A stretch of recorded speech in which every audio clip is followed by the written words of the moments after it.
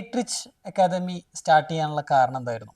Eight rich academy start ചെയ്യുന്നതിന് മുമ്പ് eight rich technologies നമ്മൾ 2010-11 സമയത്ത് സ്റ്റാർട്ട് ചെയ്തപ്പോൾ നമുക്ക് ഒരുപാട് നമ്മുടെ എക്സ്റ്റേണൽ ഇപ്പോൾ ഓഫ് ഷോർ ക്ലയൻസ് ഉണ്ടായിരുന്നു.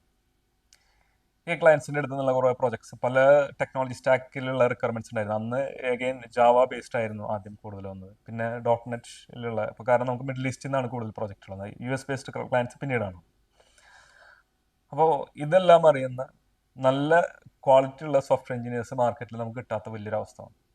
നമ്മൾ പലപ്പോഴും ബിഗ് കമ്പനീസിൽ നിന്ന് കുറേ കൂടി സാലറി കൂടുതൽ കൊടുത്തിട്ടൊക്കെ കുറച്ച് ആൾക്കാരെ കൊണ്ടുവന്നു. പക്ഷേ അത് നമ്മൾ ഡെവലപ്മെൻറ്റിലേക്ക് വരുമ്പോൾ അവർക്ക് എൻഡ് ടു എൻഡ് ആയിട്ടുള്ള വേണ്ടത്ര സ്കില്ലില്ല. കാരണം അവർ ആ ബിഗ് കമ്പനീസിൽ വലിയൊരു ആപ്ലിക്കേഷൻ ചെറിയൊരു ഭാഗത്ത് മാത്രമൊക്കെയാണ് അവർക്ക് എക്സ്പോഷർ ഉണ്ടായിരുന്നത്. നമ്മളെപ്പോലൊരു ചെറിയൊരു സ്റ്റാർട്ടപ്പിന് ഒരു പ്രോജക്റ്റ് എൻഡ് ടു എൻഡ് ആയിട്ട് from the scratch end to end ആയിട്ട് ബിൽഡ് ചെയ്യാവുന്ന കേപ്പബിലിറ്റി ഉള്ള അങ്ങനത്തെ എക്സ്പോഷർ ഉള്ള ആൾക്കാരാണ് വേണ്ടത്. അത് മാർക്കറ്റിൽ നിന്ന് കിട്ടാൻ വളരെ ബുദ്ധിമുട്ടായിരുന്നു. അപ്പോൾ നമ്മുടെ മുമ്പിലുള്ള ഏറ്റവും വലിയ സൊല്യൂഷൻ എന്ന് പറയുന്നത് വളരെ ഷോർട്ട് ടേമിൽ ഇത്രയും സ്കിൽ സെറ്റ് പഠിപ്പിച്ച് എത്രയും പെട്ടെന്ന് അവരൊരു പ്രൊഡക്ഷൻ റെഡിയാക്കി എന്ന് വെച്ച് കഴിഞ്ഞാൽ ഡെവലപ്മെൻറ്റ് റെഡിയാക്കി ഇൻഡസ്ട്രി റെഡിയാക്കി കാൻഡിഡേറ്റ്സിനെ കൊണ്ടുവരുന്ന ഒരു മെത്തേഡ് ആവശ്യമായി. അപ്പോൾ അതിനുവേണ്ടി നമ്മളൊരു ട്രെയിനിങ് പ്രോഗ്രാം തയ്യാറാക്കി. നമ്മൾ കുറച്ച് ആദ്യം ട്രെയിനീസിനെ എടുത്ത് ഇതിൽ കൂടെ നമ്മൾ റൺ ചെയ്ത് അവർ വളരെ എക്സ്പീരിയൻസ്ഡ് ആയിട്ടുള്ള ബിഗ് കമ്പനീസിൽ നിന്ന് വന്ന ആൾക്കാരെക്കാൾ ഇവർ നന്നായി പ്രൊഡക്റ്റീവായി വന്നു. അങ്ങനെ നമ്മൾ ചെയ്തു തുടങ്ങിയപ്പോൾ നമുക്ക് കൂടുതൽ പ്രോജക്ട്സും കാര്യങ്ങളൊക്കെ വന്നു. അപ്പോൾ ഈ ട്രെയിനീസിനെ എടുക്കുന്നതൊക്കെ പോരാതെ അപ്പോൾ നമ്മൾ എന്ത് ചെയ്തു, ഈ യങ് ആയിട്ടുള്ള ഇപ്പോൾ IT നിന്നും നോൺ IT നിന്നൊക്കെ ആയിട്ടുള്ള സ്റ്റുഡൻസിനെ നമ്മൾ എടുത്തിട്ട് നമ്മൾ പൊതുവെ ട്രെയിനിങ് കൊടുത്തു തുടങ്ങി. അപ്പോൾ അതിൽ നിന്ന് കുറച്ച് പേര് നമ്മൾ പ്രോബ്ലംസ് കുറേയൊക്കെ സോൾവ് ആയി തുടങ്ങി.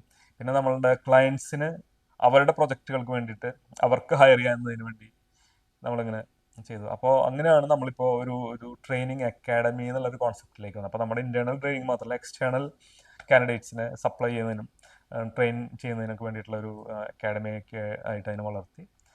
അതിൽ നമ്മൾ ആദ്യം ഈ .NET ആയിരുന്നു കൂടുതലുണ്ടായിരുന്നത്, പിന്നെ ജാവ, പിന്നെ നമ്മൾ മൊബൈൽ ആ സമയത്ത് വലിയൊരു റിക്വയർമെൻ്റ് ആയിട്ട് വന്നു. ഇൻഡസ്ട്രി റിക്വയർമെൻ്റ് ആയി വന്നപ്പോൾ നമ്മൾ ഫോൺ ഗ്യാപ്പ് ഒക്കെ പോലുള്ള ഹൈബ്രിഡ് ടെക്നോളജീസിൽ സ്റ്റാർട്ട് ചെയ്തു.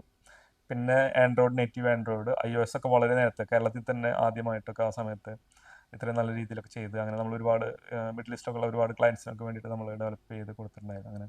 അങ്ങനെയൊക്കെയാണ് ഇത് എയ്റ്റ് റിച്ച് അക്കാഡമി വന്നിങ്ങനെ ഫ്ലറിഷ് ചെയ്ത് വന്നത്. ഇപ്പോൾ ഒരു ഏകദേശം 10-12 വർഷത്തിന് ശേഷം കുറേ കൂടി ബെറ്റർ ആയിട്ടുള്ള കുറേ കൂടി സ്കെയിലബിൾ ആയിട്ടുള്ള ഒരു മോഡലിലായിട്ടാണ് കൂടുതൽ നമ്പേഴ്സ് ഓഫ് സോഫ്റ്റ്വെയർ എഞ്ചിനീയേഴ്സിനെ ഓരോ വർഷവും പ്രൊഡ്യൂസ് ചെയ്യുന്ന നിലയിലേക്ക് നമ്മൾ എത്തിയത്.